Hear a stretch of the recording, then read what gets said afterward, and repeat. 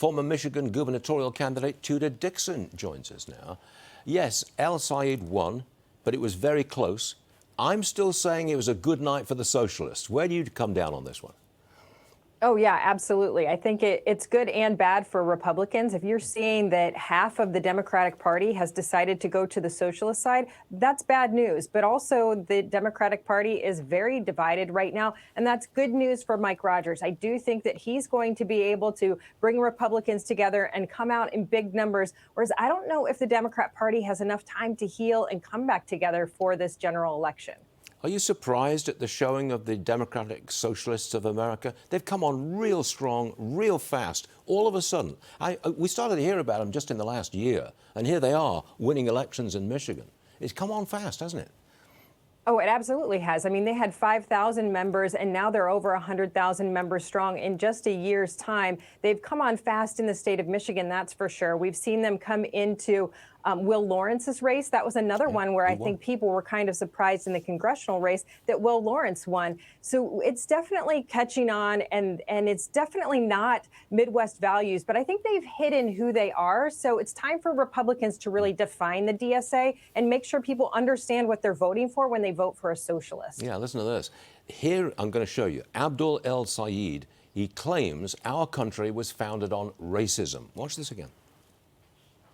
It is impossible not to also reflect on the many, many mistakes, moral failures that this country has made. Founded on the removal of a whole people. Founded on the idea that we could compromise on whether or not people, as a function of the color of their skin, could be enslaved about them. Well, do you think the rest of the country is going to agree with that kind of extreme opinion? I think what they're doing is they're playing on people's emotions and trying to use this envy, this idea of you can have what your neighbor has, and they're trying to pull that together. I don't know that the racism thing has really been his message, but as you go back through, that's going to be what the Republicans are going to need to highlight. That is what he thinks. I mean, we've also seen him compare banning Sharia law to the Trail of Tears and the assassination at Black Wall Street. So this is a guy who is very radical, and he wants to bring laws to this country that are not American. He is an anti-American candidate, and that's what the Republicans are going to have to bring out and show the truth about who Abdul El-Sayed actually is. The co-chair of the Democratic Socialists of America, she says capitalism is not working for the people. Watch this. It's the voters. That's who the party is. And that's where we are. I think people are seeing that capitalism is not working for them, that this unchecked, unfettered, big businesses, the oil companies getting richer during a war, like they see that. People my age, I'm about to turn 43. My whole adult life has been this, just less and less, the wages just basically the same and cost of everything going up. All right, Tudor, do you think that capitalism is working for ordinary people?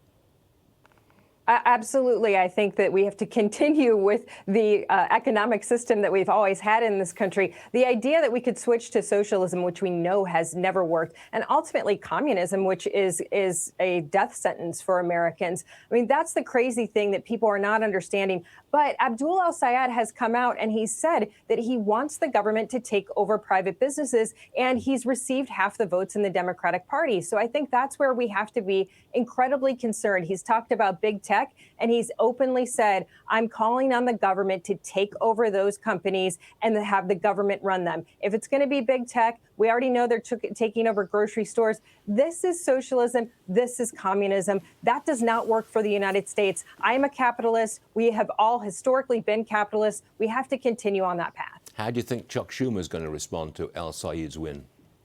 I think it's going to be the same thing we saw Debbie Dingell say. Oh, well, I don't agree with Hassan Piker, but I agree with the Democratic Party, and I'm going to make sure that I have this big tent and bring everybody in. The problem with a big tent is that you're bringing people in that are anti-American, and they are so desperate for power. They are willing to say, I'll look past all of these things that are here to just destroy the country as we know it, to go against the Constitution, to go against the Supreme Court. I will welcome the us in for power, and they're trying to make the American people believe that Republicans are more dangerous than communists. I don't think that's going to work, but the results that we saw in Michigan last night are definitely scary, and I do think that the Republicans have to make sure they get that message out so that people understand what socialism is. We just talked to the Democrat chair, the chair of the Democrat Party in Denver, Colorado, a few weeks ago, and she told me half of the Democrats in Denver are socialists, but she made this interesting comment. She said, I don't think they're fully socialist. I think they just vote socialist, but they don't believe in everything.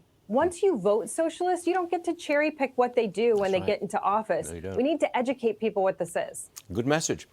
Tudor Dixon, thank you very much for being with us today. I hope to see you again soon. Thank you. Sure.